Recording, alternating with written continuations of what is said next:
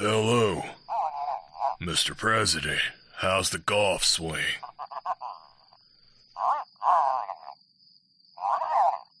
Sir, you know I'm retired. Well, who the hell plans a field trip to a place like that? Alright.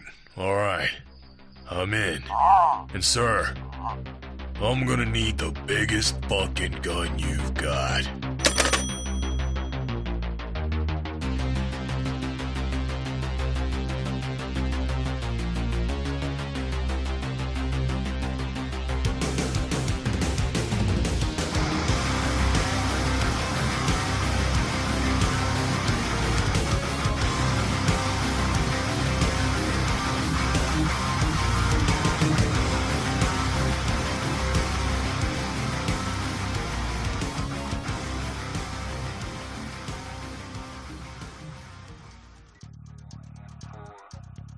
Weapons hot and one-liners at the ready, recruits. This ain't just some summer blockbuster vacation. This is the real deal.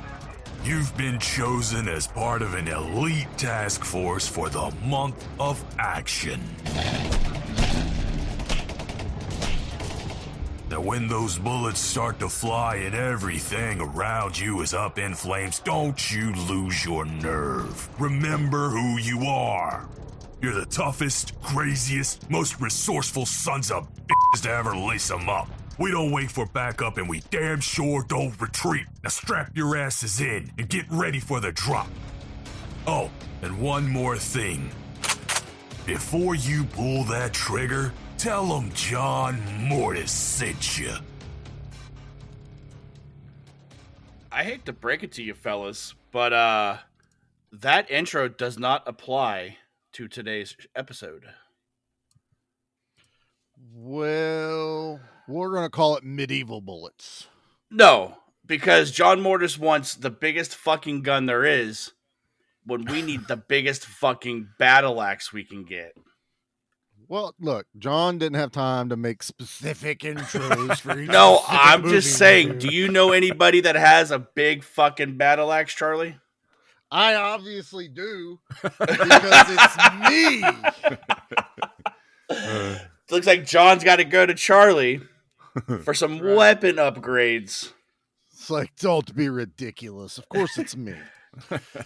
What's going on, everybody, and welcome to another episode of B Action, where we put the B back in action. I am one of your hosts, Charlie. With me, as always, is Dustin. Say hello, Dustin. Call. Oh, Cole. And next to Cole is our Silver Fox, Mickey. Say hello, Mickey. Hello, Mickey. And this is our third entry into our month of action. Yes. Freedom. And like Dustin said, we're getting a little medieval on this episode. We hadn't had a really good sword and sorcery movie for, quite a while. I do agree with Dustin. There's probably been since Barbarians, even though Beowulf kind of blurred the line ever so slightly, with giant razors. Dude, and I shit would think like that. Beowulf is futuristic, man. Like, I feel like the only thing that they didn't have was AC in that castle. This is true. I'd be miserable. Dustin's like, this is bullshit. This I'm already sucks. from Florida. I'm not doing this anymore. My ass crack is wet. But yeah, we are covering 1997's Kull the Conqueror, a.k.a. the prequel to Conan, a.k.a. not the prequel to Conan, however you want to look at this movie. But yeah, I'm hyped, boys. I'm hyped. Yeah. We had Temu Top Gun at the beginning of the month. Why? And right now we are doing Conan at home. It's like we have Conan. Now that's the Conan television series that everyone wants to forget about. Okay. Yeah, so we have Conan at home. So, but all right. I do have us a trailer for Cole to get us in our Cole mood or Kevin Sorbo mood. And again, I'm putting this disclaimer out for everyone out there. Okay. We only accept 90s era Kevin Sorbo. Okay. Yeah. He doesn't exist past 1999. Okay. After that, there is no more Kevin Sorbo in the world, only in the 90s. Okay. Not even that Walking Tall sequel. No, we're only in the 90s. I put him in the same boat as Hulk Hogan. That's fair. They're both paddling the fucking Viking ship that they're in this movie.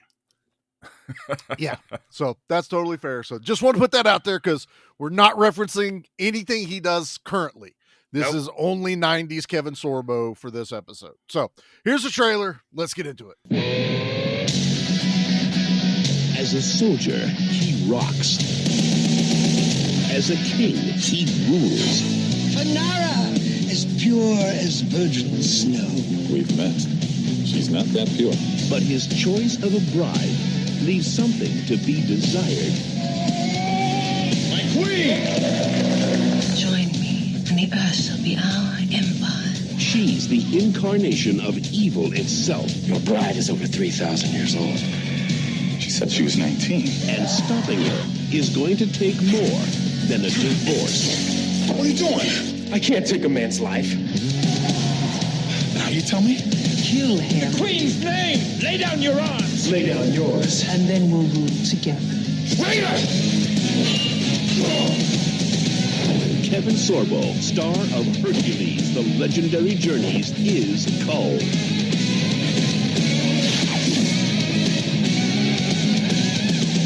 Kull the Conqueror.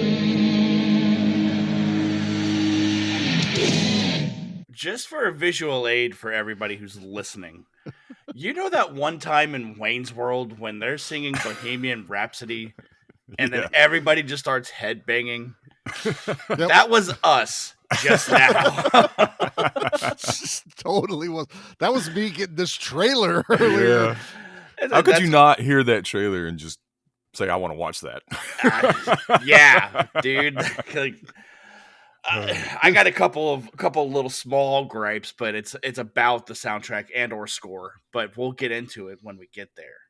Okay. I don't know how you could gripe about No. that. It's probably my Okay, favorite I'm just gonna fucking say thing about I would this. think like Say it right now. maybe the acting maybe, but okay. Well, No, I'll say it now. Then oh shit!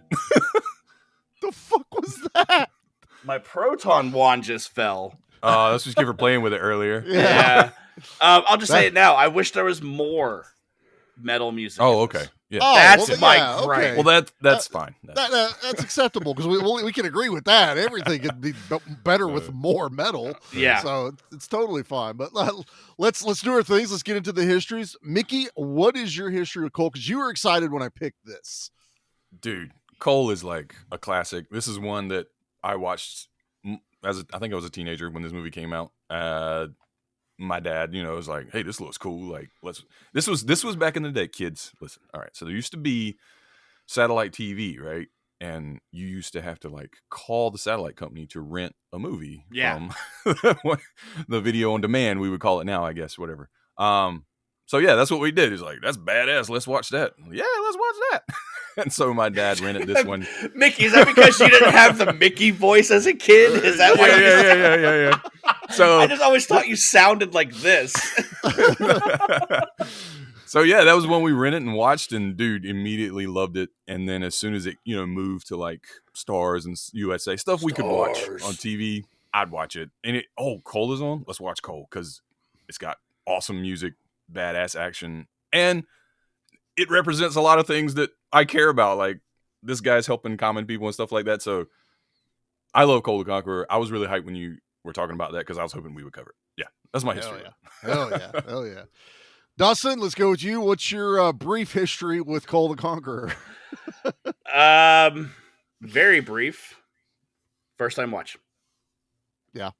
I had a sneaky suspicion that that's what it was going to be whenever I put this on the list. Yeah, I mean, this is the era where I wouldn't gravitate towards these type of movies. I was watching horror, but there's a lot that I liked about this movie. Fantastic. Charlie, what about you, man? What's your history with what you are barren Battle axe, Charlie. Oh, do I have to You have to just have it on that bitch on your shoulder. just The gotta whole hold time. it the whole Yeah, episode. the whole episode. You It's have funny. the barbarian battle axe that Cole uses. Because this isn't a video podcast, but they just want me to do this so everybody knows I'm doing this. No, I actually do, and that's kind of what it's based off of. Is similar to Mickey. Dad and I saw this was coming out. We didn't obviously go to the theater. We rarely went to the movies for certain movies, but we rented this one immediately.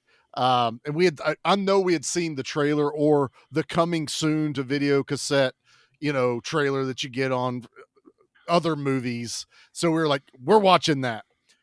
Matter of fact, didn't even know it had anything to do with Conan when it came out. Just, it was Kull. It was Kevin Sorbo, who was Hercules. I loved the Hercules TV show. I watched it every episode. It was like it went from like Highlander, then Hercules started coming out, then like Xena, Warrior Princess. I watched all that stuff. Like that was my jam growing up. And so we rented it, and Dad and I fucking love this movie. Like, I'm pretty sure we watched it twice that weekend. Now everything we make with axes has that Kevin Sorbo battle axe look to it in here.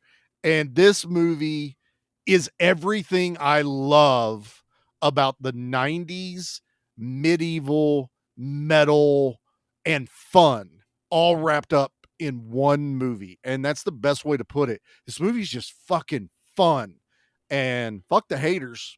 If you thought you were getting another Conan movie, you didn't watch the trailer, because the trailer would have told you you're not getting another Conan movie. Obviously. But yeah, that's my history with it. I adore this movie. And I was like, I'd put out a list of movies for the month of action and just go, yeah, I'm feeling that one. No, I'm not feeling that one. Well, this one kind of fits. And then I got my first draft done going, I need some sword and sorcery. It's all guns and explosions, which I love, but damn it, I want to see some sword play. And I was thinking, I was like, well, we could put Conan here. We could do this. We could do Kull. Fucking Kull fits B action to a T. So yeah, that's my history with this. I fucking love it. Do I really have to hold this axe the entire episode? No, you don't. You're telling me you created a bracket system to pick Kull? Oh. I kind of had to, because that's why Chuck Norris ended up in this list. That's what. That is also the other reason. Yeah, whatever, guys. We're already going to determine the winner at the beginning of the year. But I mean, I literally was, because, dude, I mean, I was all over the place. I even had like Battleship, the more recent movie on, and I was like, I really like that movie. If that movie wasn't named Battleship, it would have done so much better. Like, that movie's not bad. I really enjoy it, and I like that Taylor, whatever his name is, Taylor Kitsch. Taylor Kitsch. Tyler, the creator. I feel like he got, this has nothing to do with the movie we're talking about now, but whatever. But I feel like he fell in this bad rap in Hollywood, because he did John Carter. He did that. He was in the worst Wolverine movie, but he made a good fucking Gambit. But he was like John Carter. He was I in that movie. I did too. It was He-Man. Yeah, he was in The Covenant as well. He was in The Covenant. He's an assassin movie with was it Michael Keaton or somebody else? American Assassin or something like that I need to watch. Dudikoff. He's honestly, he would make a really good replacement Dudikoff. He would, if you think about it. Right, that's it. That's make it. Anyway, hey. that's that. That's my thing on there. But let's get back into Kull. Medieval swords, axes, all this badassery. This cast is stacked, boys. Yes. Mm-hmm. It has my favorite. Like, you can leave it there. You can leave it there, Mickey, because Tia Carrera's in this. Well, yes, but one of my top 3 80s movie villains in it, which is Terry Silver. You never trust Terry Silver, boys and girls, and that goes here in this movie as well. But I love Thomas Ian Griffith. I mean, sure, a lot of his movies. You'll see him again. I have him on the list a couple times, by the way, in some movies. He's in a lot of these like B movies and these roles and these silly movies, but I don't care because I love him. I think he's great, and he's great in this movie too. It took a long time for me to realize that's who it was. They did such a good job with his longer hair. He kind of talks like he does in like Karate Kid 3, but not really. With a little bit of zing on it, you know. A little zing. But it was a while before I went, wait a minute, that's the fucking guy from Karate Kid, isn't it? Yeah. You know. Now I watch it and I'm like, oh, I fucking see it. Especially after watching Cobra Kai so much. Yes. You know, like, yep, there he is. I also have a B action movie that we're going to add on. I don't know if it's on my list yet or not, but Excessive Force starring him.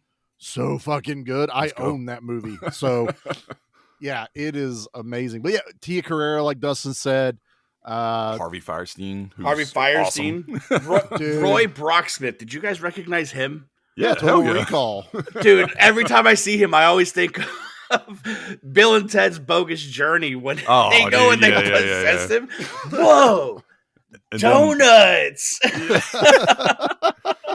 The King, Sven Ole Thorson. That dude's awesome too. Like, love me some Sven, man, when he pops up in movies. So you know, in the original Conan movies. So. Well, he's Arnold's best friend. So that's why it's like you always say Arnold movies. Sven is almost always in it.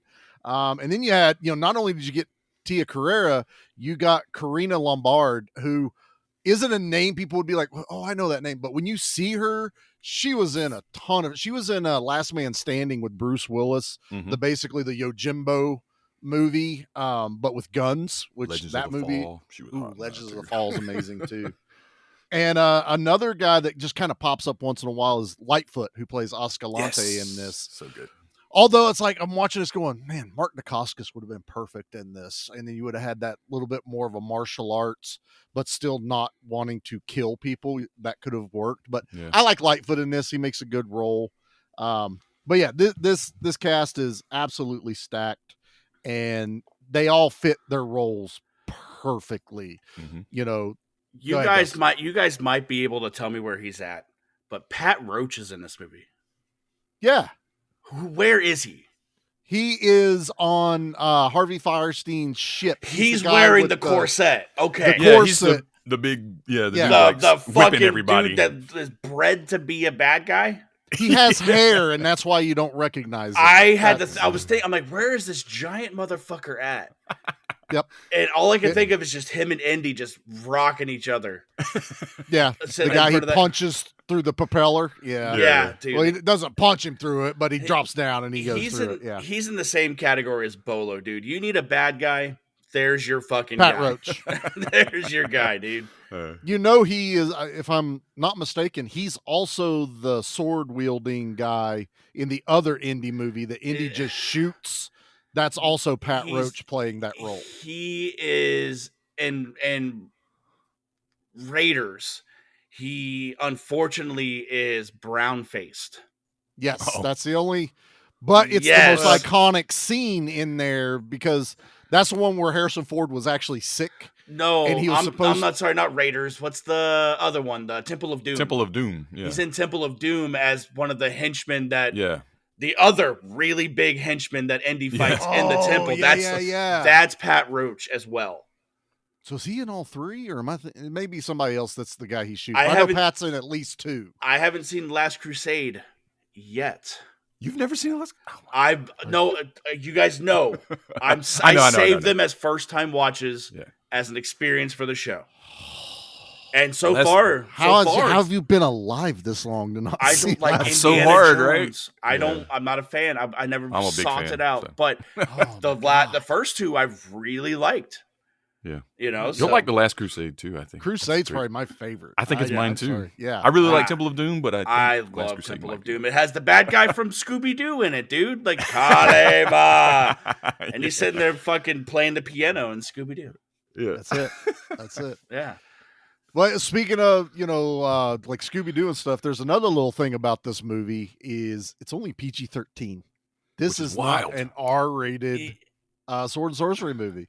When you see the trailer, well, the trailer kind of gives you the vibe. It's not like hardcore, but just if you see images of this movie and like clips of it, you'll be like, oh man, I bet that's pretty brutal. I was like, I mean, not really. No. It's fun, a lot of action, but there's not a lot of blood and gore or like. And there's a lot of sex. I was about to say, there's a lot of action in it, but Yeah. but it's like they're wearing clothes. Yeah. Yeah. So I get it. This is one of those movies that is easily TV friendly. It's a perfect starter for like Yeah. a young person that's Yeah. getting into sword and sorcery action movies. This is I might actually, like, if I thought about letting Liam watch this, but it was late, so we started it. I was like, these couple of sex scenes that's in this movie, I'd probably have to hit the fast forward button just a little bit. They're a little too long for a PG-13 movie, but they're not nothing super really just explicit. The one in particular with him and Zatara, is that her name? Tia Carrera, the one. No, not hers. Hers is kind of short. I'm talking about later on. Zaretta. Excuse me. Oh, okay. Zatara is a DC character. Sorry about on that. the ship. Zaretta. Yeah. Yeah. That was the only one where I was like, this could like be over now. It'd be all right with me. Yeah. Yeah. They could have literally laid down and camera fade into black. We would have known everything that happened. Kept going. So here's my other gripe with this movie, and it's very minimal. And it has everything to do with, unfortunately, it does involve Tia Carrera. Because there are like 2 or 3 scenes, like something's building up. It's building up, like, for say, this scene with Kevin Sorbo, when they're laying in bed right after they get married. Yeah. And the music's building. And then she, like, kisses him with the fire, right? And then he dies. Mm-hmm. Yeah. And then it has that fingers dragging across the piano. And she's like, well, all right. Like it like makes a joke out of it at that point. And that's just one thing that kind of bummed me out because they were building it up with the score. And then like she picks up his arm and drops it. And that's where it happens. It's like, and then it happens like 2 or 3 more times later on in the movie. I just wish that wasn't there. Okay. But that really definitely it. is a very small nitpick, which I'm glad that that's the minimal that you have anything to complain about. And more metal. Give me more metal. More metal. Yeah, I mean, I do like the metal needle drops in here because when they do hit, they're amazing. They're right when they need to be, but they're so good. I want more. But they do throw some what I would call more traditional medieval music in here. You know, that epic. I don't want to. You hear mandolins playing and shit like that. It's Conan-esque. You know what I mean? Like they're still trying to play this. This was supposed to be. Yeah. It sat next to Conan and now it tastes like it. Now it tastes just like We only got this much Conan. Let's just add some water to like fill up the rest of it. No, it's just a little fucking orange juice. Mom and dad's vodka, just a little more water into that. This is fucking water. What's that? Charlie's like, yeah, what of it? So I love water. But this movie was actually originally intended to be a Conan movie. I think it originally started as Old Man Conan, like King Conan. Yeah. Arnold was supposed to be it. Arnold does not like doing multiple movies. Once he got past like the Conans, he had to twist his arm to do T2. So he was working out some way to get out of this. I forget exactly what happened where he got out of it. And then they were like, well, we're not going to recast Conan. What can we do? Well, there's an earlier storyline that Robert E. Howard had done with Kull. So it's still a Robert E. Howard property, but now it's like, okay, we can recast it. And then it was supposed to be a dark, gritty, along the lines of Conan movie. They cast Kevin Sorbo. Kevin Sorbo got involved. Kevin Sorbo had some stroke in the 90s. Yes. Because Hercules, I don't think people realize how fucking popular that show was. Big time. It was huge. There were toy lines. It had I think there was its own like little movie. It was like multiple episodes, but it had its own movie. And Kevin Sorbo was doing some movies in the 90s. So he had some stroke and he's like, look, I'm not going to do this if we keep it super violent. I don't want to tarnish my Hercules, facade that I've got going on. I want kids to come watch this because they're going to see me and expect a Hercules thing. Sure. And I don't think he's wrong either. No, not really. Because I was his demographic. Yeah. I mean, at this point I was 17, but I had just got done watching the Hercules stuff. So it's like, I just see you in the theater with a bunch of kids. Like Charlie's like 6'5" sitting in this theater with like 8-year-olds. What's that? They always talk about the Disney movies when they come out, but it shows Adam Sandler sitting among all the kindergartners. Yeah, Billy Madison. That's me. My brain went right to Tiger Claws, dude. When Bolo comes walking through the crowd and he puts his armpits on the kids' heads. Yes. That would totally be me. That'd be me now. It's like, all right, kids, let's watch this right now. It's gonna be awesome. Yeah, you're sitting there like, maybe I should have Liam watch it. I wasn't gonna do it last time. I'm like, Charlie, you're a grown up. You could watch it right now if you wanted. I have adult money and adolescent impulses, so I can do whatever I want right now. Is this physical? Like, is there like a physical release of this? Do you know? There is. Yeah, there's you can get. I think it's up on Blu-ray. Wow. All right. Yeah. So I have the DVD. I convinced Jackie to let me rent it on Amazon so I could get it in HD. Okay. I do need to get because I didn't have enough time to order it on Blu-ray. I would love a 4K. I mean, I wouldn't say no to a nice boutique collection, maybe some behind the scenes stuff. I'd take it in a heartbeat because I love this movie. So let's get into the movie. This movie opens up with a battle off the rip, dudes. Dude, and it hits that and you're fucking right in the middle of this battle. And, Kull is whooping everyone's ass. Swinging a battle axe around, just soldiers falling, all this other stuff. Like, you don't know what's going on. You're like, holy shit, because he's like surrounded by an army, and he's like in this little area fighting these dudes. And then you find out it's a test. Dude, and I don't understand. Well, I do understand because it's medieval times, but they have these people getting murdered for a test. Like, who are they going to test with next? Hey, if you can't beat this barbarian, you can't be on the King's Guard. You got to get that. That's a very good point. You don't just get fired; you get terminated. You get terminated.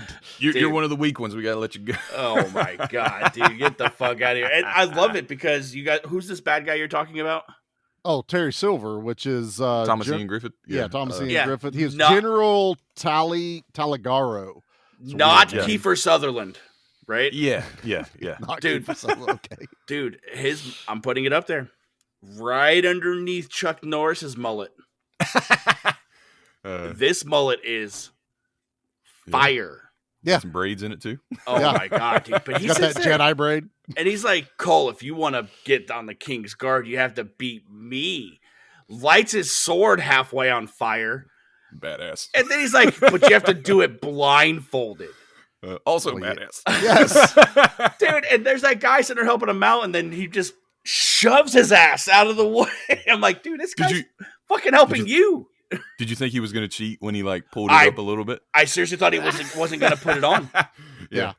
I think he was just like, I want to make sure this motherfucker's got his on. Okay. Yeah, that's what they're going for. He's like, did you put it on? Okay, here we go. But it's like, and he pushes the other guy so that it makes the splashes. Yeah. And Cole turns to where the splashes works. You have to go off sound now. So he is cheating immediately.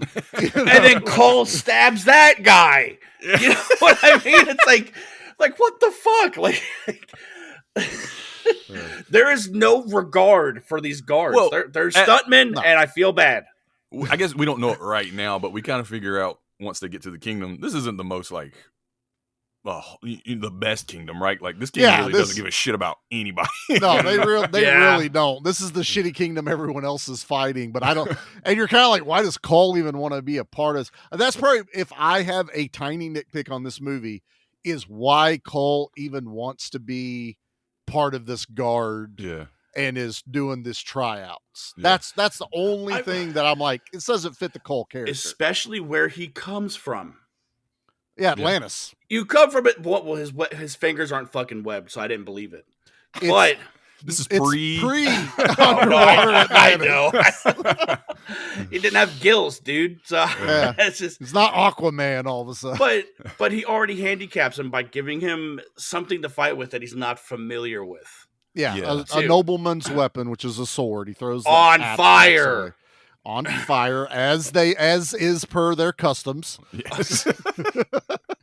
That way, As per rules of badassery. Exactly. Yeah. What is it? What it carterizes as it enters. Oh, There you yeah. See, Pre- so that Mickey. guard didn't die. He Rambo'd the wound as he got stabbed There and you pulled go. it back out. Mickey, It was cauterized. What's up? pre-lightsaber. That's right. Okay. I'm just saying. You're right. I'm just saying, man. But I liked when like they ended up in the king's palace, because after this battle, like they're like, "Hey, just so you guys know, the king is actually killing people."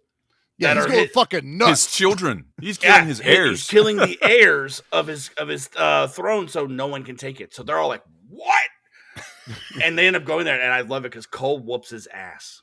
He just rolls up in there, though. I was like, how did he get in here? He just walked into the king's throne room. You know how he got in? He just walked in through the front door. Oh, well, of course. Yeah, Right? And I guess in the chaos, nobody decided, hey, that guy's not supposed to be here. Well, what I picked up in this, like Mickey, multiple times watching this, there's a story before this movie. I feel like he's been for there, sure. and because the king Sven calls him by name. He does. knows who Cole is, so it's kind of like Cole has been there for a little bit.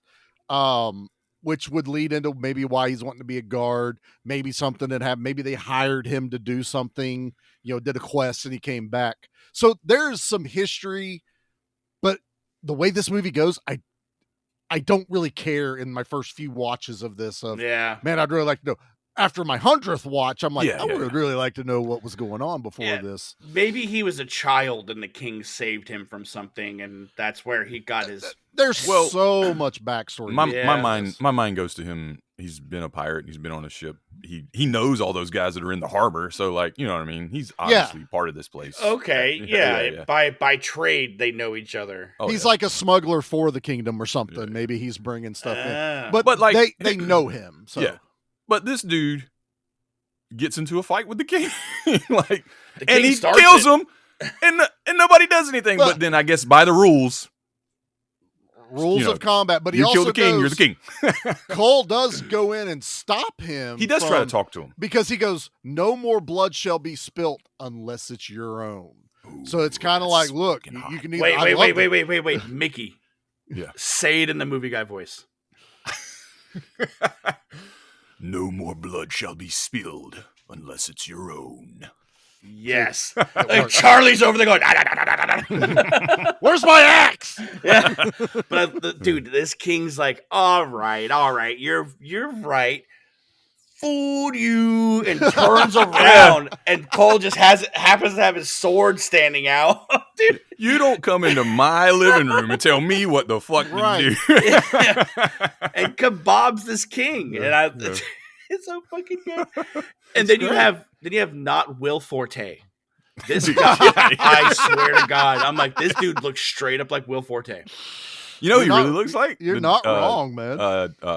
Dennis Quaid's character in Dragonheart. Like, I feel like they use the same hair and makeup, the same. He's got that squire haircut thing going on here. Yeah, he has like, you're trying to grow your hair into what Cull has, which is like back length. He's like, you ain't got the genes for this, buddy. And it turns out to be like Cousin It after that. Dude. Like, it's just one big bowl cut, dude. Yeah.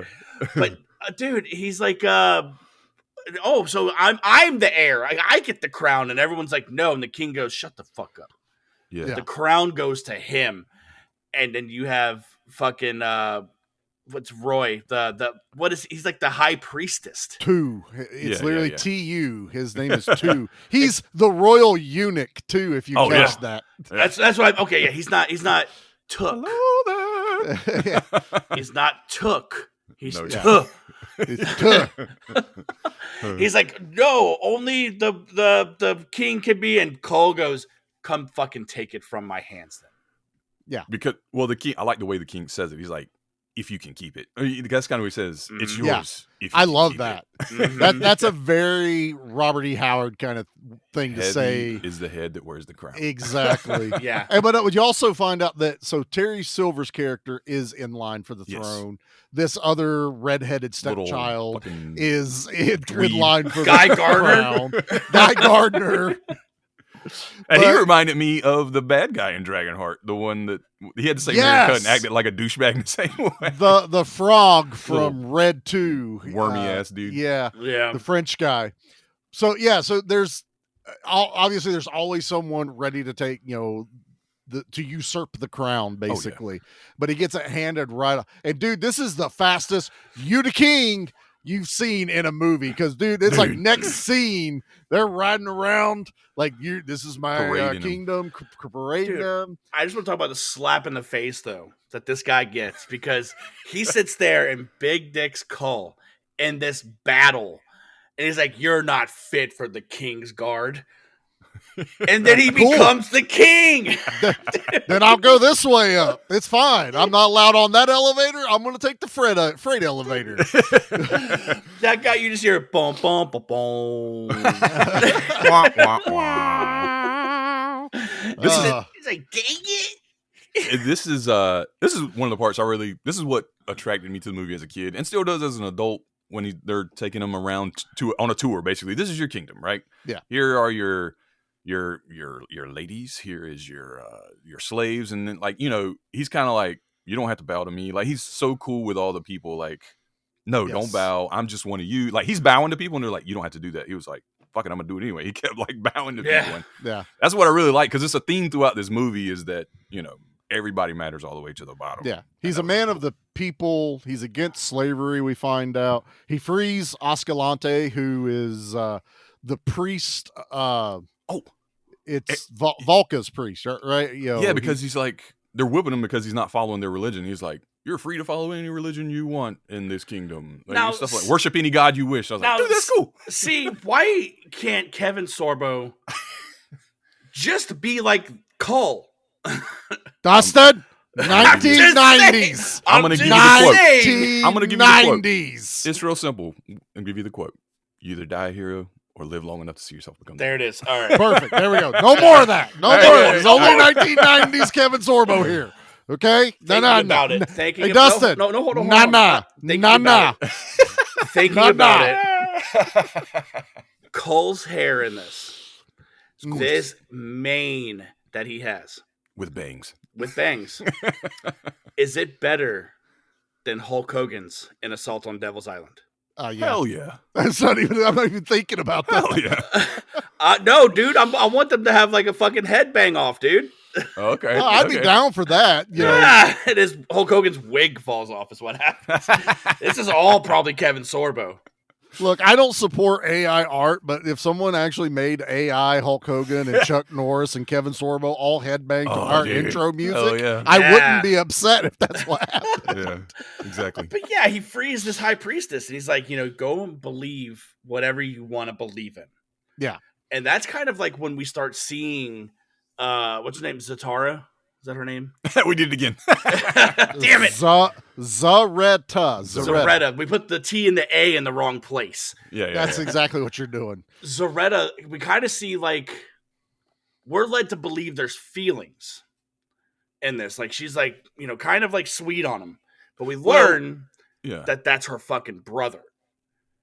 Oh, yeah, on Ascalante. Yeah. Yeah, the reason why she talks about him, or her cadence, everything she talks about this guy to Kull, because Kull at one point's like, "What's the deal between you two?"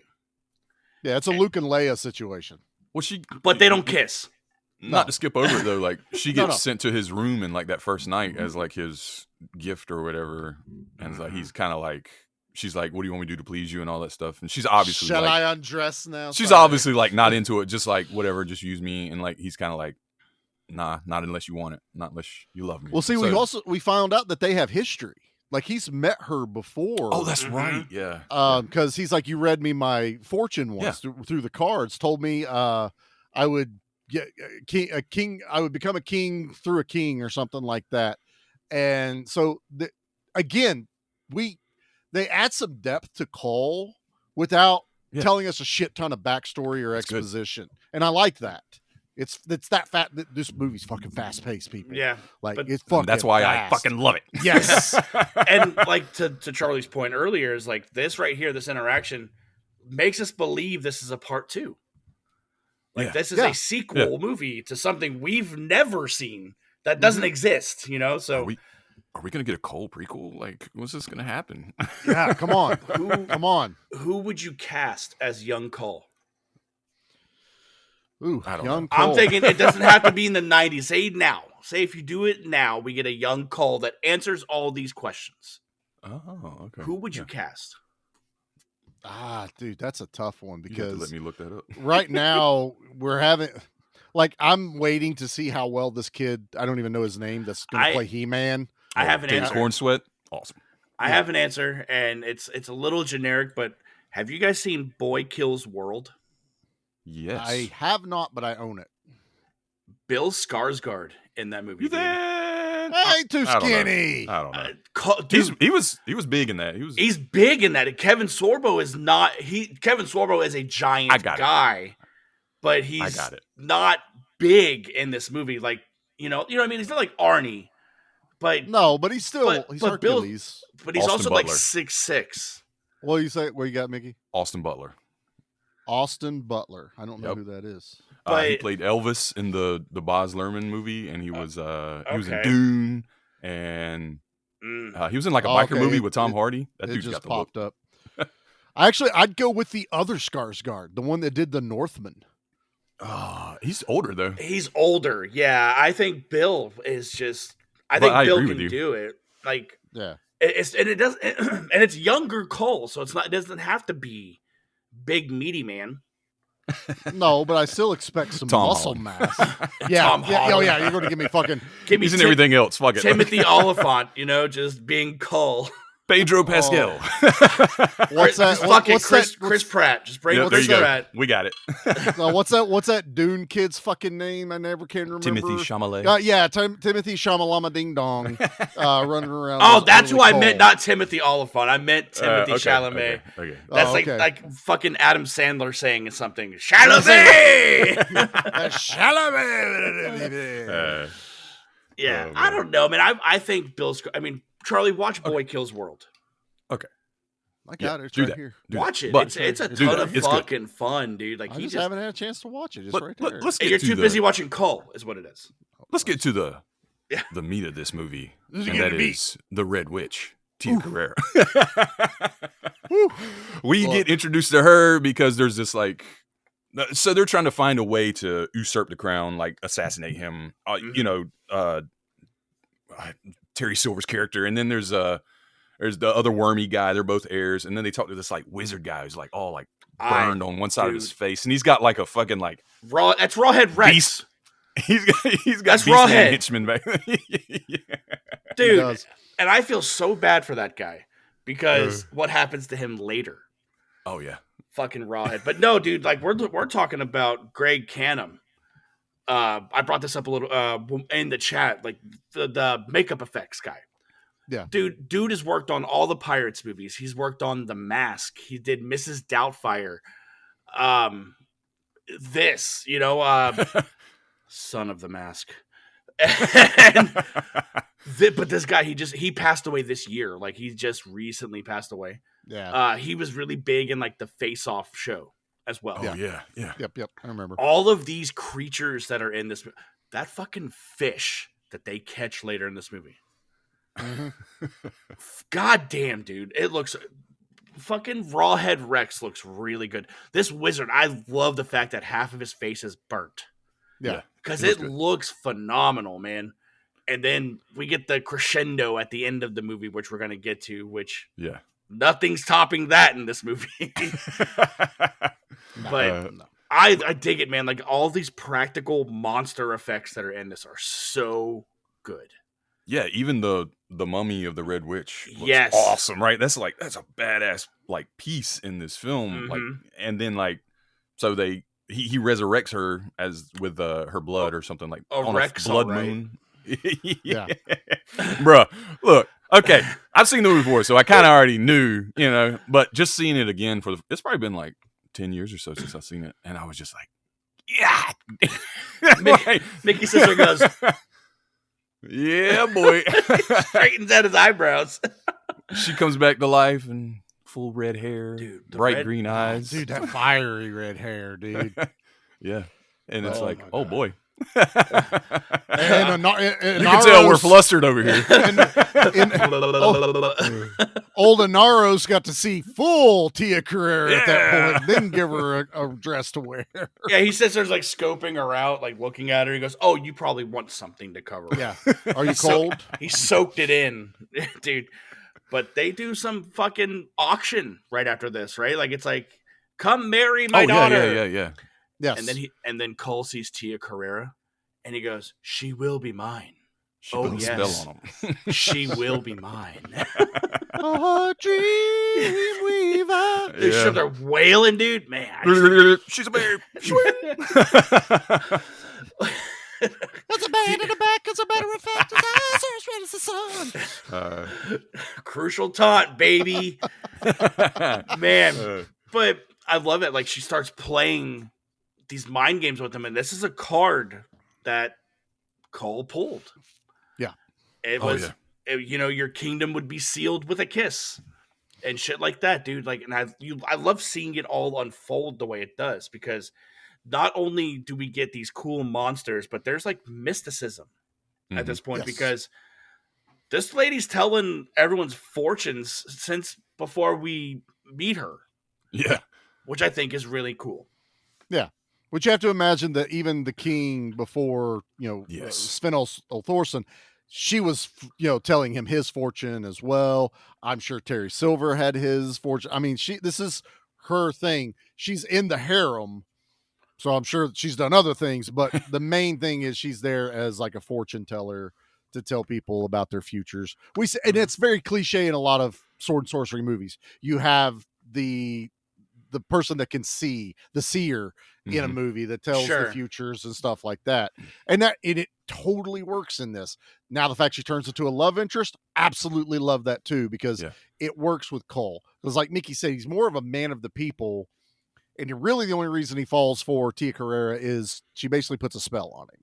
Yeah. She casts that on him. I guess also in medieval times, because they get married within a day or two, I guess that's normal. Like, I like you, let's get married now.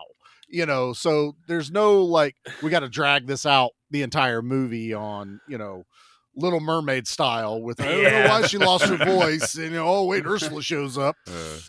Dude, then you have that little dickhead that's like, to the king and queen, hopefully your wedding night lasts longer than y'all's meeting. Your engagement. Your courtship. Your courtship, dude. Yeah. Yes. That was that was the last smart ass thing that kid said. Yes, it was. Well, see, and that's where I think there's history. He's Team Kull. Yeah, he seems like a good guy. And like, you can pull that away, be like, he's one of the good guys, probably. Yeah, because he's the first one that kneels down to him as king. He is always saying something to his benefit, which I think is why they kill him and put him in place of Kull when we find out he's dead, is because we got to get rid of any Kull sympathizers, basically. Yeah. Sure. So, and let's talk about that shit, dude, because I already brought it up. There's that stupid piano drag with her making a joke about her killing Kull. Yeah. Or Kull dying because of the poisoned wine. Or no, because she drank the wine, so it's not poisoned wine. And they're like, well, I wonder what it could have been then. That thing came out of her mouth, whatever it was. It was like... Yeah, she hopped. She hopped to it on him. She hopped to it, Kull. That's not what he was expecting. She goes, good kind. She goes, if he don't hock to her, then don't talk to her. But dude, they have like this funeral service set up, right? And Kull's in the dungeon. Here's where I feel really bad for Rawhead Rex, right? Because he can't talk. He's misunderstood. He's just a good guy. He might be hairy and smelly, but who cares? Kull's chained up, and this monster walks up to him and tries to unchain him. Is that what you took from that? I took it as this monster was cognizant enough to hear what the fuck's going on And he's like, you know what? I'm going to help you out. Cole chokes his ass out. I don't think that's what happened. Nope, that's not what happened. I think this monster would have been the perfect short round for Cole. That would have been cool. I would have been just okay saying. with that. But I'm just saying. this monster basically tries to eat Cole. Yeah. He goes in to bite him, and Cole pulls the chain in front of his mouth, and it bites through the chain, freeing him, and then he chokes it out. I don't know. I think that could have Well, been they have a pretty good fight. misdirected. I mean, they have a fight, but he's trying to eat his ass. He does keep trying to bite him. I does. don't know, man. I think Yeah. I think he was trying to help him out. But I think you're Cole, a monster sympathizer here, Head sir. cannon it is. That's it. Yeah.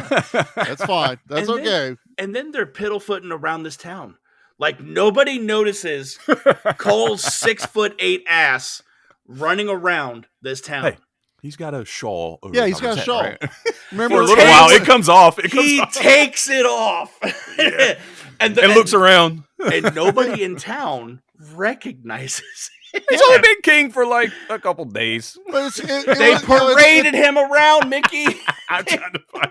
It's like Thor. It's like Thor when he put that thing on. They're gonna recognize you. He goes, "Not if I do this." Yeah, And pulls it across his face. Oh my, you're right. You're right. It's Superman syndrome. All you got to do is change one facet of your face, and no one's gonna recognize you. Dustin, if you put a hat on right now, I'd be like, "Where the fucking Dustin go? I'm just Who saying, are you?" I said this to you guys, and both in the chat, and both of you are like, just enjoy the ride. Well, this was really early on, so me and Mickey did not know how Dustin was going to react Yeah. to Cole. So we were both just like, hey, quit picking on little things.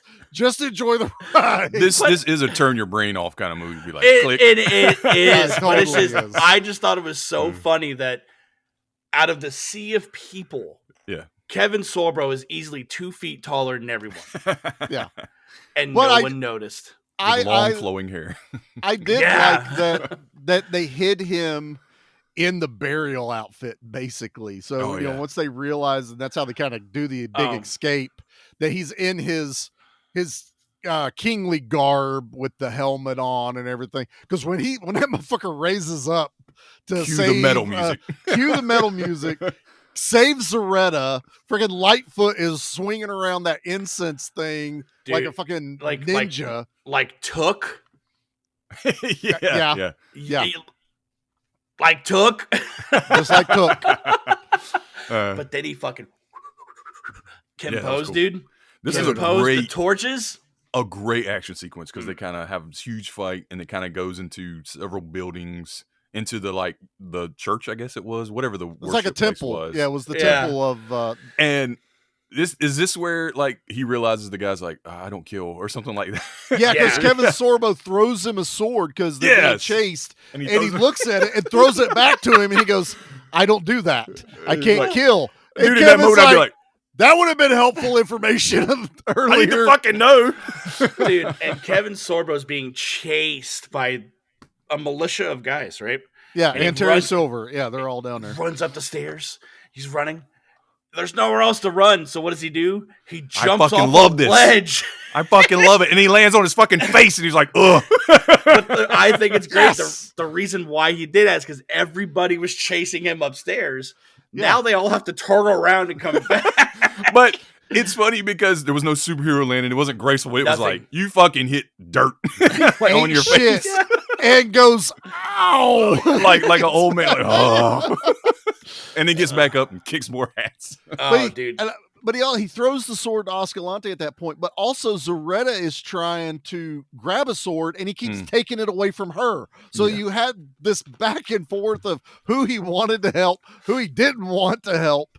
And then everybody's running in on them and they basically kind of get them surrounded and they're like, "In the name of the queen, stop what you're doing." And fucking Ascalante goes, "In the name of the motherfucking king," and pulls Kevin Sorbo's helmet off. And everyone, like all the guards are like, "The fuck is happening here?"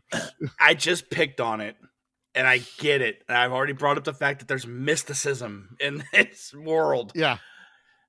Sure, make somebody look like Cole, but what I wanted, if they were going to do that, have it be somebody who is obviously 2 feet shorter than him. Like each time we see the group, it's not Kevin Sorbo. Oh, it's someone else. I think it would have been cool to have like a good sorcerer. Like I like, that she's the fortune teller, but it would have been awesome to add that little extra element where they had a good sorcerer that could pull off shit like that, and just fuck with the other side. Yeah. Because it's very one-sided. You are against the evil queen, Tia Carrera. You're against the kingdom's head guard. The entire, they are outnumbered well beyond what they should be in most movies. Yeah. I kind of believe Conan can go against these things, and I guess that's kind of the same theory, but eventually, like in Destroyer, Conan got a sorcerer, Conan got an extra dude that could fight with him. This one is I have a monk that won't kill anyone, a fortune teller that I want to bang, and me. That's all we got, and I don't even have my axe right now. So we are completely handicapped in this. What a ragtag trio. It totally is. Oh, man. They escape, though, right? And then they end up going, they port. Yes. They port and find Juba. Oh, dude. Harvey Fierstein, dude. He's so good. Love his voice. Whenever he talks, it's so good. Cole. My buddy, old pal. You're doing your pirating again. Oh, let's make some money here. All right. Cocktail. I love it because, again, Mrs. Doubtfire reference. I love the fact that he plays the makeup artist for the makeup artist in Mrs. Doubtfire. Yes. Yeah. It's so good. But yeah, he fucking brings him on this boat, and then he's like, all right, here's the boat for you, Cole. And he goes, your ass is coming with us. I know you too well. Yes, I love that he never, it does happen, but to a degree, he never lets his guard down around Juba. That tells us everything we need to know about Juba. He's a pirate. Yeah. Well, especially when they bring out the food. Oh, look at all the food we got here. Eat, enjoy. And Escalante is about to eat, and Kevin Sorbo grabs his hand. He goes, oh, shit, I'm sorry. I'm not supposed to eat before the king. He's like, the fuck's wrong with you? We ain't doing that shit. You don't eat before Juba. And fucking Harvey Fierstein's face like, yeah. Yeah. Because he's doing the math in his own head going, we didn't poison it, but we drugged it. Fuck it, I'll get drugged too. Okay, this is what's going to happen. But I love all that. He gets the wine. He goes, that's good wine. Drink it. And dude, I love it because it immediately cuts to him just like, he is drunk as fuck. Zonked out on That's the some boat. good shit. And this whole time, it's not Zatara. Zaretta has been throwing up this whole time because she hasn't found her sea legs. Oh, yeah. And she's the only sober one out of everyone there, dude. But she looks just as rough as everyone. Oh, yeah. There. She's wrecked, dude. And then when they wake up, they're tied up to the oars, and this is where he started, right? Like a slave oarsman. So he's like really pissed. He's like, you put me right back here, you motherfucker. I swear to God, when I get I'm sure you can pick it back up where you left off. Oh, the ropes, they're real strong. You'll never break it. Not your ship, though. Dude, broke that wood in half. But dude, I love because he's taunting taunting Cole, and he's like, where is Zaretta? Where is she? And they bring her out in the fucking weirdest sundress, just to let everyone floppy hat. Visual aid. Okay. You guys remember when E.T. is dressed up as a woman? Yes! Yes! This is what she looks like, dude. Exactly. Minus the wig, but yeah. But she has real hair. That is so accurate. You don't deserve to wear these fancy garbs. And he sits there and slices these clothes off of her. And I'm like, man, not only is he about to try and sell her, he's putting the insult to injury by, derobing her. Yep. And then dips her in the water, don't it? They pull her up and dip her in the water and drag her with the boat. Yeah, that's what's it called? Keel hauling. Yeah. They drag the person behind. Cole's like, hell no. That's when Cole breaks the fucking ship. Oh my god, dude! And they're sitting there beating ass on this whole ship. Everyone Yes. And then you got old buddy with the corset walking up. Fucking He's Pat like, Roach, man. God. dude, just watching these two fucking monsters go at it. It's like awesome. a kaiju fight. Yeah. They're hitting each other with barely reacting to one another. Mhm. Cole finally gets a good hit on him and gets a 1-up on him. All while Zoretta's being drunk in the water this whole time. And her ass ends up back on this boat, right? Because they don't everyone's getting thrown off, you know. Yeah, they're throwing all the bad guys off. He frees the slaves and they kind of help take over. She fucking does the Hulk Hogan thing from Assault on Death Mountain, because she reaches up from the boat and grabs this dude and pulls him in the water. Then she looks at him and she goes, "Where the fuck have you guys been?" Yes. She said, "About time." I'm like looking at the boat. I'm like, "You don't see any bad guys?" Yeah. Look what we've been doing. Yeah. You can swim. You're fine. Get out of Oh here. my God, dude, it's so goddamn good.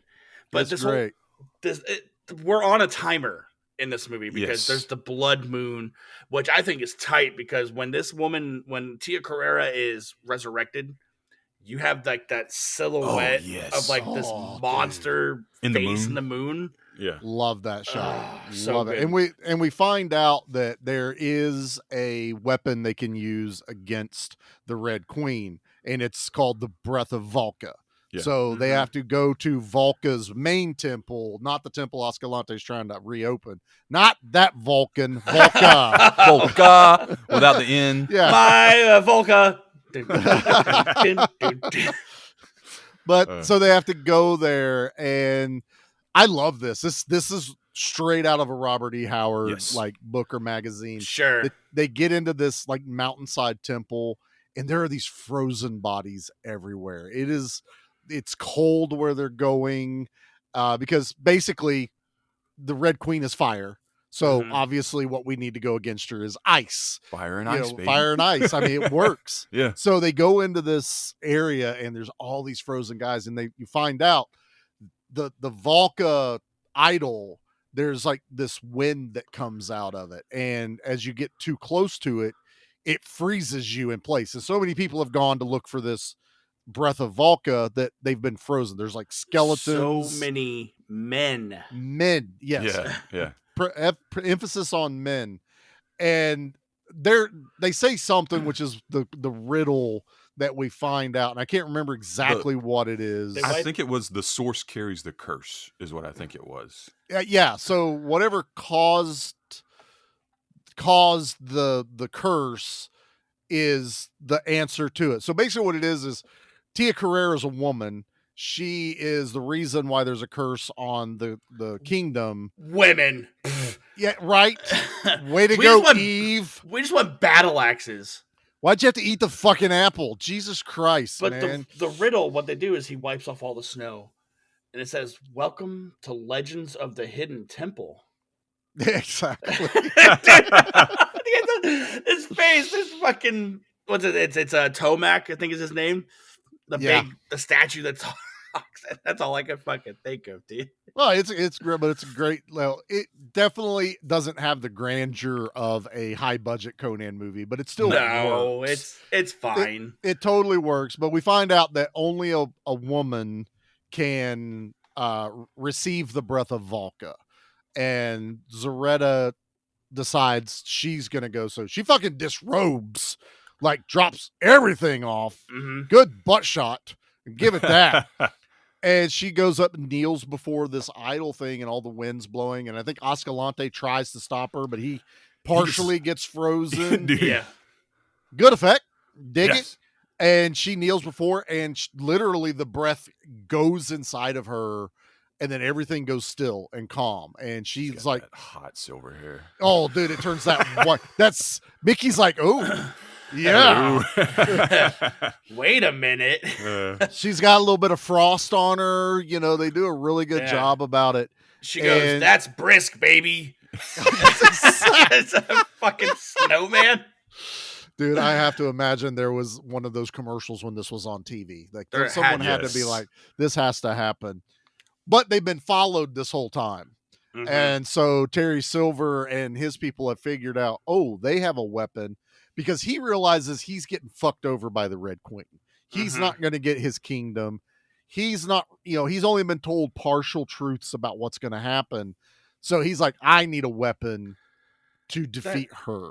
That's what happens when you resurrect a 2,000-year-old demon. Right? What She the told me fuck she did was you think was 19. going to happen? He thought he was gonna marry her and be king, but yeah. Cole hits you with the 19 line. It's so good. It's so I thought good. she was 19. She told me she was 19. So good. All power to Tia Carrera, but the fact that they used that age. Yes. She is not 19 by any stretch of the imagination in this, but Not at all. Dude.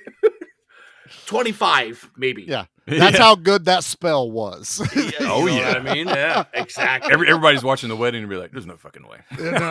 Everyone sees like that decrepit mummy.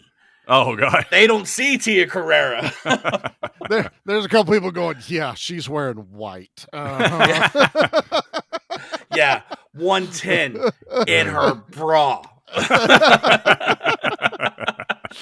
So yeah, Terry Silver gets the drop on them in this, and we get a brief fight, but basically they get the upper hand and end up trapping them in this temple. They collapse that cave. They collapse the cave entrance. They take Zaretta to go fight the Red Queen. So Cole's trapped, and I love this. I love like Cole's kind of doing the Conan thing where he's pissed off at the gods. Yeah. How could you do this?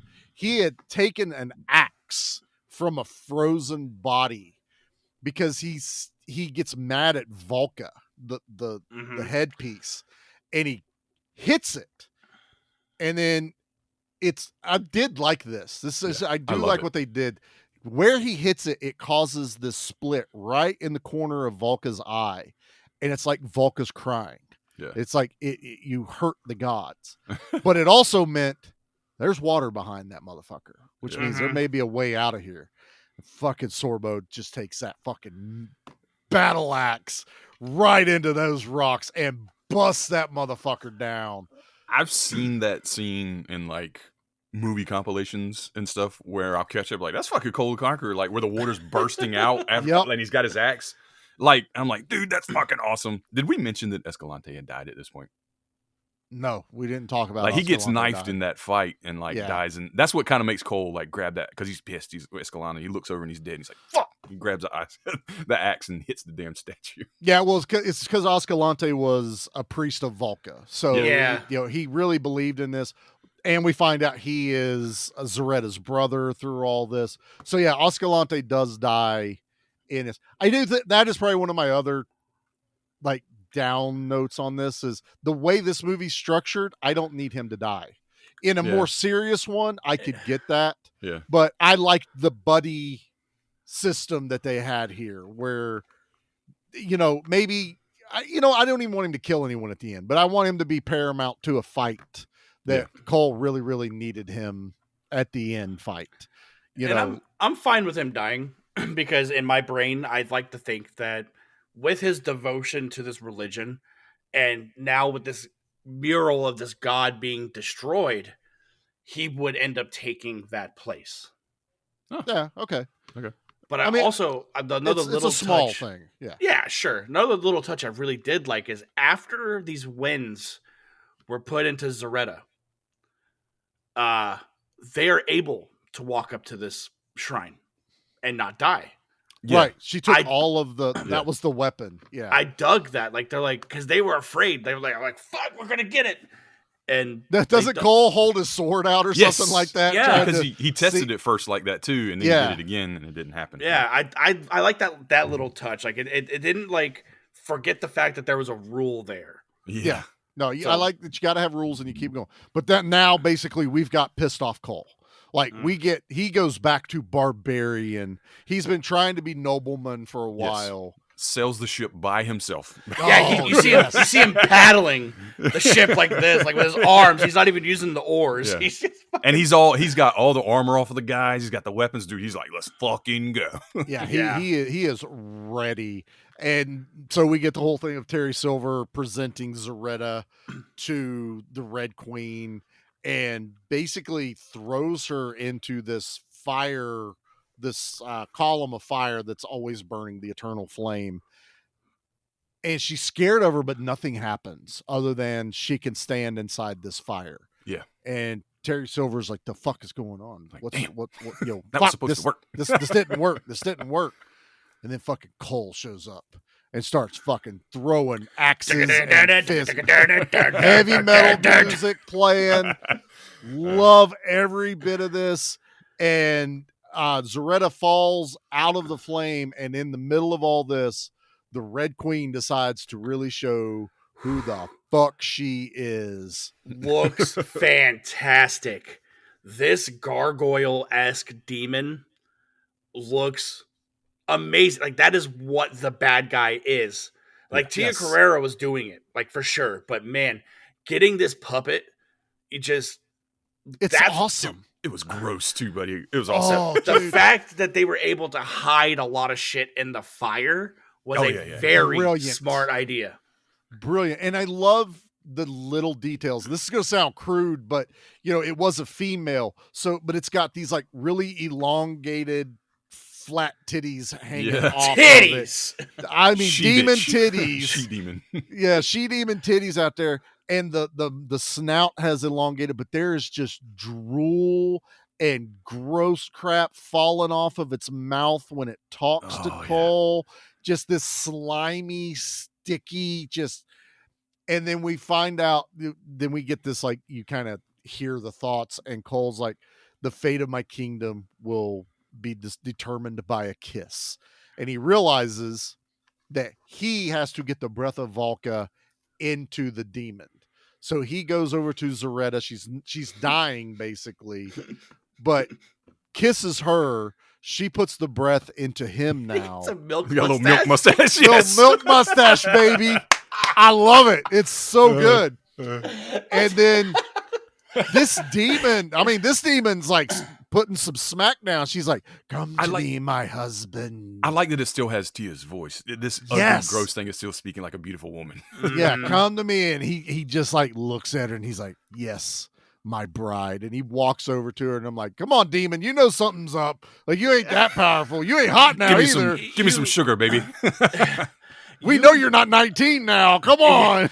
Yeah, you've been around for 2,000 years. Oh my God. But he lays one on her, buddy. Dude, Kevin Sorbo kisses this slimy puppet, okay? Like, he does it in real, but puts that breath of Volca in her, and it freaks the fuck out. I love this death spiral thing that it does. I love the spit afterwards where he spits all that He fucking hawks shit that out. Like, giant loogie. he gives her a finger like, Boom! Yeah, That thing was giant. That was like an everlasting gobstopper. all that shit loogie. was on her mouth was in his mouth. Like, After that, he goes, ew. Trantor kiss, dude.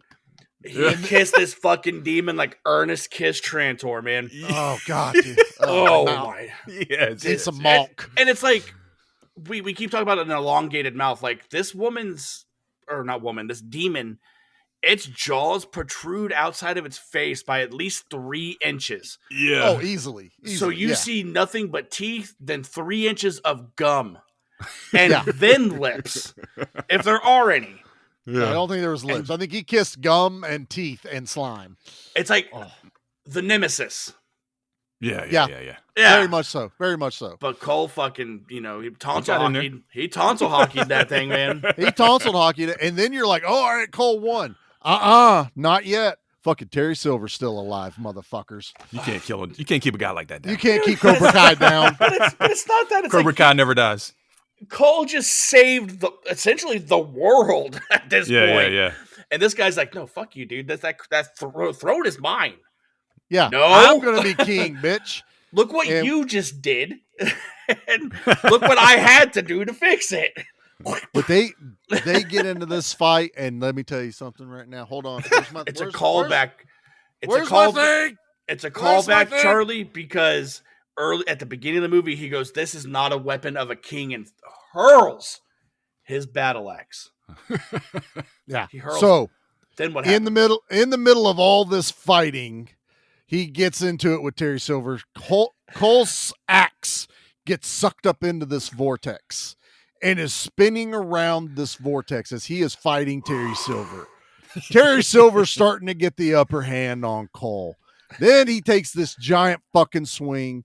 Cole ducks it, at the same time grabs the battle axe out of the vortex Mjolnir in one style. fluid motion, spins around and cleaves Terry Silver almost in twain and just sticks it into his side. And this look on Terry Silver knows how to fucking die in a movie. Yeah. It is amazing because that would fucking hurt. And he just fucking chucks this axe into his fucking side. What's he say, Dustin? He looks at him and he goes, "Now this is the axe of a barbarian." That shit is like Charlie is not exaggerating. Like, I feel like that axe is what's holding him together. Yeah. Yeah. Oh my god, dude. Then it cuts so good. It cuts over. I don't know what X amount of time has passed. A day. I don't know. Well, we see the temple explode. So Yeah, he gets out with Zaretta. We think she's dead, and the whole temple explodes with him getting out of there. So everybody's gone and dead. Even Daenerys, the fucking hench dude, The wizard, is dead. not Will Forte. Yeah, not Will Forte is dead. but joke's on everyone because Zaretta's not dead. What does she do, Mickey? She shows up with her rogue hair. Yes, dude, the silver streak. Oh, and it's cut. Yeah, she it's doesn't. just hot. She's got that Vanessa haircut from Deadpool. What was it in Deadpool 2 where she had the shorter hair? That's bob. exactly. Yeah, the bob. But yeah, no, she comes out with that. He's still fucking king. You know, Queen's dead. He's alive. This is the second time this high priestess is like, "Well, that's not just a common girl. Don't do that." Cole whips around and breaks this fucking Pope's staff. Yes. Because he's breaking his laws. He goes, "If you have a problem with my kingdom, challenge me for my throne." He's like, "Come and take it." He's like, "Fuck yes." By this axe I rule is what he says. And that dude is axe I rule. He's trembling and he hands him the crown. Dude. Sorry. And Cole smashes the stone with all the laws on it that have been there. I was so hyped for that. I love it. You know, so there's no more slavery, no more all this, you know, the rich won't prosper over the poor. You know, it works on that. But yeah, like Mickey said, where he's just, you know, he makes Zaretta his bride and he just stands up in front of that throne, holds that axe above his head. Charlie By goes, this axe, I rule. And the Zaretta goes, "Long live Cole," and everyone just starts fucking chanting. Oh yeah. God, dude. Dude, when he walks up to that kid and he goes, "You are no longer a slave. Where were you born?" He goes, "I was born here in the castle." He goes, "Oh, well, you get a higher wage then." Yeah, you'll get a living wage now. Okay. Yeah, dude. And the whole time that priest is just pissing his pants, man. Yeah. He is, man. He is. But it works. It works. So Cole wins. He's king. And happily ever after. We know we don't get any more Cole after this because technically this movie bombed. So a lot. Yeah. A lot, dude. But not in our hearts. No, never in our hearts. Nope. All right, boys. Let's get into the things. Let's pick our favorite kill. The boss says we're dealing with John Mortis. Really? I heard he beat a guy to death with a toilet seat. What? No way. It's true. They also said he killed a man with a soft pretzel. Whoa. I don't even know which one of those sounds cooler. It's definitely the pretzel. It's definitely the battle axe. Yeah. All right, Dustin. Turkey leg. The frozen turkey leg. That was great. We don't even know where he got the frozen turkey leg. All right, Dustin, what's your favorite kill in Cole? So when all that shit's going down at the temple with the frozen god, right? There's stuff going on at the castle. Tia Carrera sitting there telling everyone her plan. And this wizard's like, he's the one who's like, hey, so you're fucking turning on us. It's not the wizard. It's the other little guy that's with the wizard. That was mine. The blonde bowl cut guy? Yeah. When his ass gets kicked out the window and explodes, dude, he's tumbling down the mountain. She fucking pushes him in the forehead and burns his that's what it is. Yeah, she fucking touches his forehead. He's like, yeah, so it's almost like she's burning him on the inside because that's why he explodes. Yeah. How do you get an explosion in a medieval movie like that? That's like how you magic. get the car going off the cliff explosion was just a guy going off the cliff explosion. If you pause it just right, you'll see the car. It's exactly just clipped it from another movie and put it in there. Yeah. Was that an Oldsmobile? The fuck is that? No, it was a van. Oh, God damn it, no. No! But that is my kill. Sorry, right. Mickey. Sorry. It's okay. That's good. Mickey, go ahead. Go with yours. So yeah, that I agree. That would probably have been my kill, or would have been my kill of the week as well, just because how awesome it was, and I was ready for that guy to die because he was a wormy piece of shit. Because he was conspiring with Terry Silver to do this, and just as soon as they got it, he would have conspired against Terry Silver. Oh yeah, this was Survivor. Like everyone's got treaties with other people, and it's all going to shit at the end of the game. I was happy to see that dude die in a very violent way, but I guess if I had like an honorable mention, it would actually be that monster fight in the dungeon with Kroll, because Rawhead. it's a really good fight. Rawhead, yeah, and it's just a really that's probably the most brutal death to me in the whole movie, because you're just sitting there watching him hang, and his legs and they stay on it for a while. I'm like, Jesus, he's making this noise like, and you do feel sympathy for him, right? Like I get it.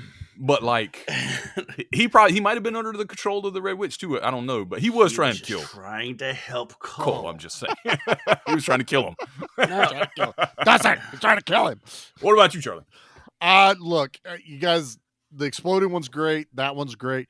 This movie isn't what it is without an epic fucking axe kill at the end of the movie, where he grabs it, spins, cuts dude in half, epic one-liner right after, and just, I love a good main villain kill, and that is it.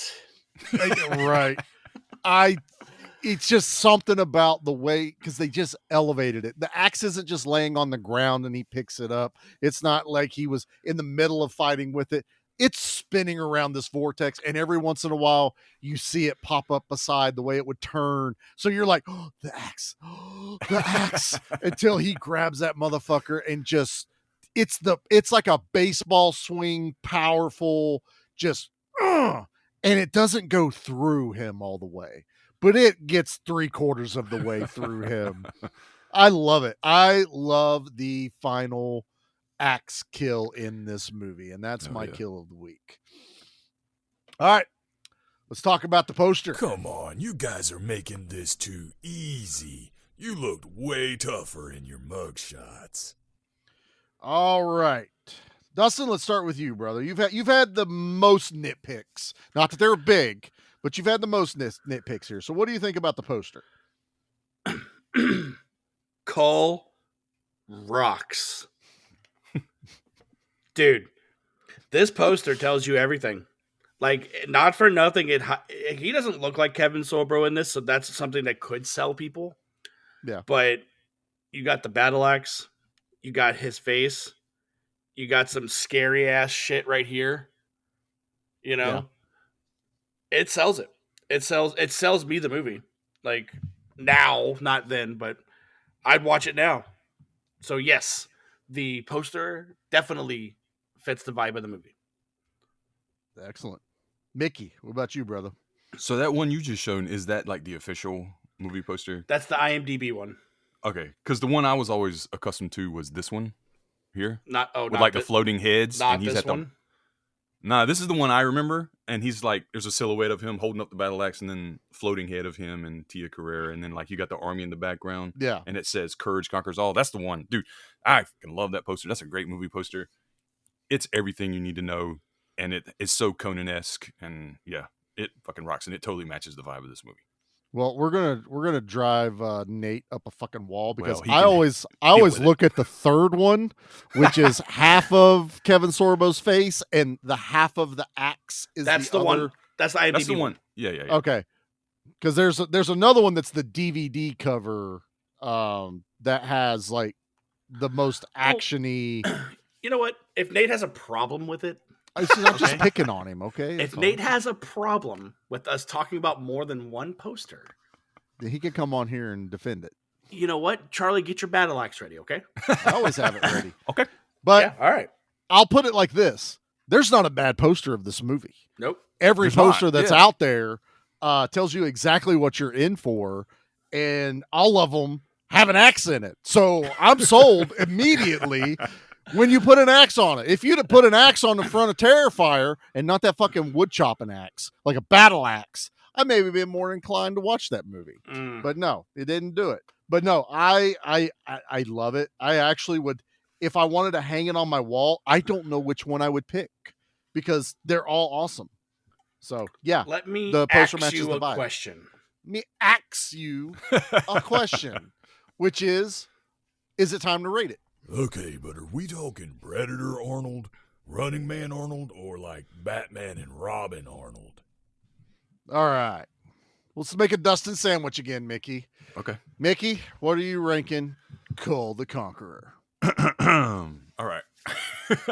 I don't think it's going to be a big secret the way we've been talking throughout this whole episode, but I fucking love this movie. I've loved it since it came out when I was like 13 or 14. So ever since I was in junior high, freshman in high school, I've seen it a ton of times. I haven't seen it in like the last 10 years, but I would watch it a lot. It's something that spoke to me. I love the music. I love the cool story because I love sword and sorcery stuff. There's magic. There's badass fights. And then you throw that metal on top of it and it's awesome. It makes it even better. I like the characters. I like when we talked about it, right? Like they tell a lot of story without putting it in your face or like dragging the story down because the pace is great. Like it's like a metal song, like Yes. Let's go. I love everything about it. I mean, we won't get any more into how we feel about the people that made the movie, right? But like that doesn't matter because this movie is its own thing, and like everything about it is so cool, so awesome. It made me feel young again watching it because it made me think about those times. So, dude, 100% badass. I if you love Conan the Barbarian or you love stuff like that, I can't recommend it enough. You know, Right. Sure, the acting is gonna be, you know, the dialogue's kind of cheesy, but that's part of the charm of the movie to me. Especially if you like Hercules, because like I said earlier, it feels like a Hercules movie, but different. You know what I mean? Like Right. turned up to an 11, right? Oh, absolutely. So yeah, badass, certified. Hell yeah. How about you? Dustin. All right, buddy. Is there Dustin sandwich again? All right. I was gonna say don't even try. We all already know. Dang it. I've nitpicked it. I have. Yeah. But they're tiny nitpicks of this movie. To double down on what Mickey said, the acting in this is not great, but it's a 90s.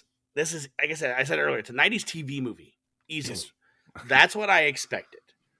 I don't dock it for that at all. I don't dock it for who's in it at all. Do I wish there was more metal in it? Absolutely. Give me more metal needle drops. For sure. I will always ask for more monsters because they looked phenomenal. Even the ones that were stagnant, like I said, that fish that they catch, god damn it, it looks so good. Yep. The cast is stacked. Tia Carrera is a redhead in this. Have you You're met my welcome. wife? Yeah. Yes. So this movie's badass, boys. That's what I'm talking about. That's what I'm talking about. Charlie, let's hear it, man. I know you're containing yourself as to what you hated about this movie. So let's hear it. Dude, I told you. Oh, okay. I don't know why he's trying to be a guard. I don't know why Cole would not want to be Cole himself. But that's my only nitpick. That's it. I've been so hyped to talk about this movie. I've been so hyped to talk about this movie before Month of Action, just because like every once in a while it would pop in my brain going, oh, we need to do Cole. We got to do that one. I know I'm going to love it. I have always loved this movie. I watch this one fairly regularly. I have it on DVD, but I need to get a Blu-ray of it to update. We've said everything that is awesome about this movie. I love the needle drops. I love heavy metal in movies. I love sword and sorcery movies. I love 1990 Kevin Sorbo. Put him in that box. That's where he will live for me forever, is the 90s. Because like Mickey, I grew up on Hercules. Hercules was exactly what kids that grew up watching G.I. Joe was. There was always a good moral learning lesson in most of those episodes. And I absolutely adored that kind of entertainment we got. God, we need to bring that back. I absolutely love it. But this movie is just the epitome of badassery. So I cannot rank it anything other than badass. So you know what that means, gentlemen. What's that mean? You just got hit with a 100% certified USDA prime cut, double barrel, eagle screaming, battle axe swinging, high octane 454 big block, badass B action movie rating. Hell yeah, you are welcome. Battle axe wielding, Charlie. Yeah, Mickey knew what to do. All He right. understood the assignment. He totally understood the assignment. He goes, I'm going to cover everything we could possibly cover in here. Only thing we're missing is Death Star exploding. That's all that's missing. Well, I sure am glad he left out fighter pilot stuff. I am son of a bitch. You got to quit. I'm going to have to make another one. That's Yep, Mickey's yep, like, Mickey's doing it. That's it. Charlie, do you see what I just did there? Yeah. You see what I just did? No. What do you mean you don't like it? I just got Mickey to agree to make a new one with fighter pilots in it. But it's because of your hatred of Iron Eagle. And I don't like it. Charlie, I'm planting the seed for you.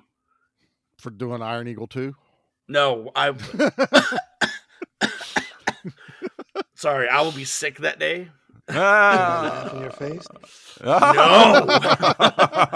He's not allowed in medieval times, Charlie. Oh, that it? Yeah, he got banned. That's the only thing we're missing is Steven Seagal in a sword and sorcery. There is a Steven Seagal vampire movie. All right, I'm in. I'm in. Just thought I'd drop that little I, nugget. Can I suck on your face? All right. Well, now is the time, because this is our third entry into Month of Action, that we are going to tell you about everyone else that is participating in the Month of Action, because we are well into it at this point. So if you are not following these other shows, you need to be. What's wrong with you? There's tons of action. Make sure you are checking out Dustin's show, Flicks and Friends. They've got their entry into Month of Action that should be out by now. Everyone almost on this list should have their episodes out or almost out by the time, because we're 3/4 of the way through right now. We also have Baron's Hideout. They are doing their horror action movies. We have Dissect That Film. Dude, Parker went summer blockbuster. My God, he just hit every big budget boom movie of the 90s, and I am here for it. It is awesome. We also have Play for Keeps, Mickey's YouTube show that they do with the Nerd Initiative. Action figures from R-rated movies. Is that what happened? Yes, that will be dropped. That will already have dropped when this episode comes out. Right. Yes. We're recording some of these in a weird schedule, so everybody that you understand how we're doing this.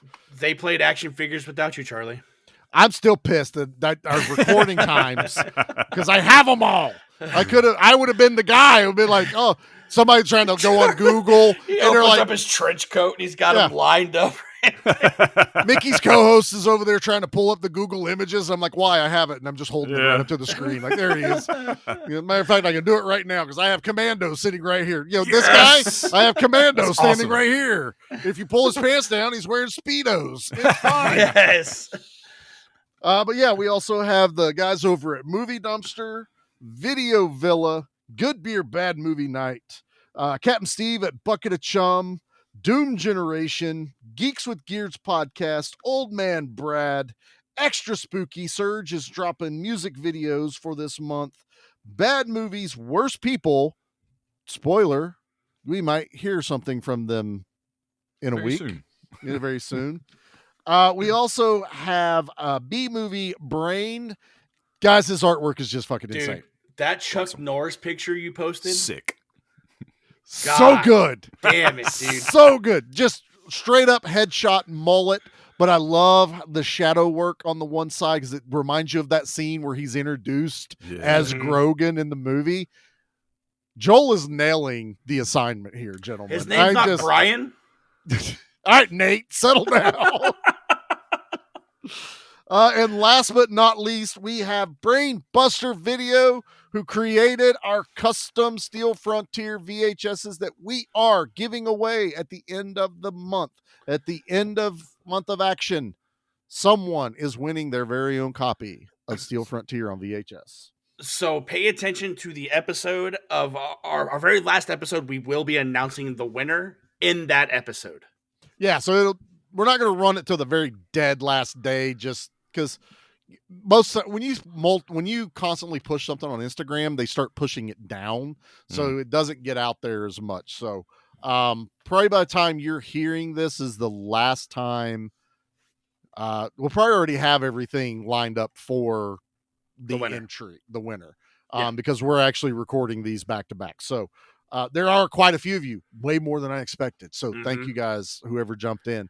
But next episode, we will be announcing who won the VHS, and we'll contact them separately as well to give them heads up that it's coming. So that is everyone. Again, it's a total of 17 participants in the Month of Action this year. So one more episode, gentlemen, and then 2 more episodes of Gimme Back, because we have a super secret episode dropping at the end of the month. Yes. Yeah. Yep. It's awesome. So it's super secret. So super serial secret. You don't even understand. But yeah, the tally for this channel has been 10 movies. 10 by the time the Month of Action ends. So that, and 15 other shows. So I think at the end of the month, we're going to tally up what everyone did and do a big post of what movies they covered, and we'll get it all out there so everybody can see exactly what was happening on there. So that is the Month of Action. Gentlemen, is there anything else I'm missing? No, other than, like you just said, man, like over 22 participants in the giveaway, which was phenomenal. Yeah, fantastic. You're going to be very happy. Whoever ends up winning is going to be very happy, not only with the custom art of the tape, but the quality of the tape. Mickey and Charlie, because what Zach does is over at Brainbusters, he puts 2 trailers out in front of the movie, and Mickey and Charlie picked both trailers. Yes, we did. So these were handpicked. It was Equalizer 2000 and something else. It was oh God, it's been so long since we did this, I forgot. What's the? Yeah, I can't remember the name of the movie. The Truck with the Drill. Oh, Rolling Vengeance. Rolling Vengeance. I was the other one I picked. No, you picked Rolling Vengeance. Charlie picked Equalizer 2000. Yeah. Yep. And then it's just a good time. The quality of the tape is phenomenal. Yeah. I've watched it like twice already. So what's that? No, you can't enter. No. Wait. No, because it would be favoritism. No, you can't. I'll try to get your copy. Right, yeah, we'll okay. I'll see what I can do. Tell him he can sit there and watch it with you. Just tell him to get in touch with He wants his Video. own. They can hook him up. Yeah. Exactly. Brainbuster Video. Yeah. Fly on down there. Take care of it. All right. Go to your trailer. Go to your trailer. You're fine. Only go one now. more here. I know there's others. Just go. He gets testy at the end of the month. Testes. It's testes. The throat's starting to get a little sore from all those skulls. Yeah. It takes a lot out of him. That's why it costs so fucking much money. It's insane. Mickey, you got anything? Nah, man. Just pumping along at Nerd Initiative with comic book reviews, and like you said, play for keeps. Rated R movie franchises that ended up being toys and cartoons too. We're gonna slide that in there. Commando. Yeah. Now, Kith, Yeah. So I guess there's just one thing we do need to say, and that's just don't watch action. B, action.